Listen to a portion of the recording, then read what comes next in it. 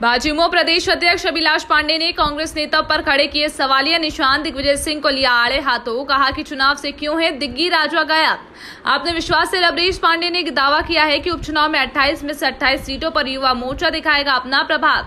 Camera person Yogesh बैरागी के साथ बदलावा से विशेष संवाददाता पवन वैष्णव की रिपोर्ट। हमारे बीच अखिल भारतीय विद्यार्थी परिषद से राजनीति में आए भाजपा युवा मोर्चा के प्रदेश अध्यक्ष अभिलाष पांडे जी मौजूद है, जो मध्य प्रदेश की जिन 28 विधानसभा सीटों पर उपचुनाव होना है उन पर जाकर युवाओं को जागरूक करने का काम कर रहे हैं और भाजपा के पक्ष में उनका मतदान करवाने की अपील कर रहे हैं। हम इनसे जानते हैं कि किस तरीके का उत्साह युवाओं में देखा जा रहा है। नमस्कार पांडे साहब, आपका स्वागत है। किस प्रकार से आप 28 विधानसभा पर रणनीति बनाकर युवाओं को अपनी ओर आकर्षित करने का प्रयास कर रहे हैं? देखिए, मध्य प्रदेश में भारतीय जनता पार्टी जिस तरह से चुनाव लड़ रही है, हमारे संगठनकर्ता आदरणीय बी डी शर्मा जी के नेतृत्व में जिस तरह से पूरी रचना बनी हुई है, मध्य प्रदेश में भारतीय जनता पार्टी के लीडरशिप की बड़ी फहरिस्त है। आदरणीय शिवराज सिंह चौहान जी हमारे मुख्यमंत्री के रूप से हैं, नरेंद्र सिंह जी हैं, कैलाश जी हैं, आदरणीय थावरचंद साहब, ऐसी बड़ी फहरिस्त है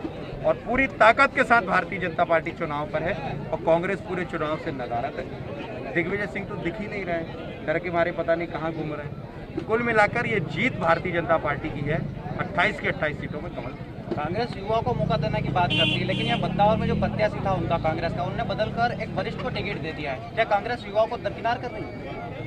कांग्रेस तो युवाओं को 4000 रुपये का भी वादा करती थी, क्या कभी दे पाएगी? कांग्रेस झूठ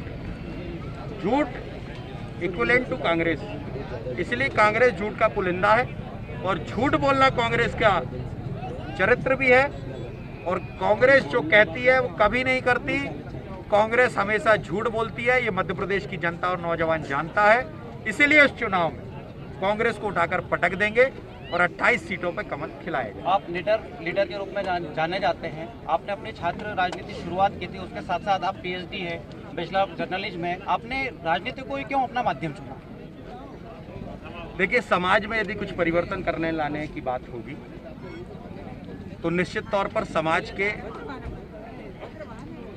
सामाजिक परिवर्तन के माध्यम से सारी चीज़ें परिवर्तन होती हैं। राजनीतिक क्षेत्र, मुझे ऐसा लगता है कि राजनीतिक क्षेत्र एक ऐसा है जिसमें बहुत सारे उसके माध्यम से हमने सेवा का माध्यम राजनीति को चुना है। जनता की सेवा करना हमारा कर्तव्य है और जो भारतीय जनता पार्टी सिखाती है कि सेवा करने का माध्यम पॉलिटिक्स है और जिस तरह से शिवराज सिंह चौहान जी काम करते हैं निश्चित तौर पर, इसीलिए मैं भी भारतीय जनता पार्टी के कार्यकर्ता के रूप से काम करता हूं और मुझे गर्व है मेरी भारतीय जनता पार्टी में और हम ताकत के साथ चुनाव पर होते हैं। राजनीति में युवाओं की काफी भूमिका होती है, चूंकि आप भाजपा युवा मोर्चा के मुखिया है, आपकी क्या भूमिका होगी इन 28 सीटों पर, खास तौर पर बदलावर सीट पर? देखिए, इस चुनाव में युवाओं की बहुत बड़ी सहभागिता रहने वाली है, क्योंकि मध्य प्रदेश का नौजवान छला हुआ महसूस कर रहा है। मध्य प्रदेश के नौजवान को कोई भी रोजगार से नहीं जोड़ा गया, मध्य प्रदेश के नौजवानों के साथ छल भ्रम और छलावा किया गया।